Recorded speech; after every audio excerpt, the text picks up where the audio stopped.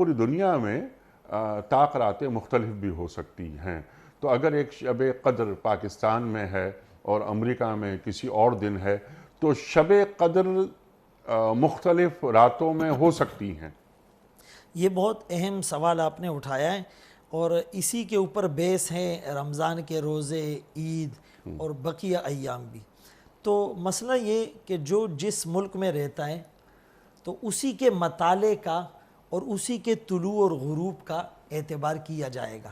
ظاہر ہے کہ ہم پاکستان میں اگر روزہ رکھتے تو سحری پاکستانی وقت کے مطابق ہم بند کرتے ہیں اور افطار روزہ پاکستانی وقت کے مطابق کھولتے ہیں.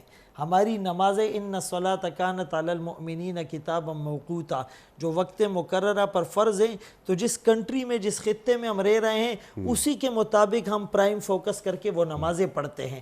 تو اس لیلۃ القدر میں بھی یہ ہوگا کہ چونکہ اللہ کی رحمت تو رحمت واسعہ ہے اور ہر جگہ کے لوگوں کے لیے اس میں تبدیلی ہو سکتی ہیں، چند گھنٹوں کی بھی ہو سکتی ہیں اور شاید آدھے ایک دن کی بھی ہو سکتی ہیں، تو ان کو وہی اجر اور وہی فضیلت ملے گی. یعنی ہمارے لیے لیلۃ القدر ایک دن پہلے ہو سکتی ہے، بعض کنٹریز میں ایک دن بعد ہو سکتی ہے، بعض میں ہم سے ایک دن پہلے ہو سکتی ہے. ہمارا اعتبار اس خطے کا ہوگا جہاں ہم رہ رہے ہیں. سبحان اللہ. اس خطے میں تاخرات کب آ رہی ہے، بس ان تاخراتوں میں تلاش کرو.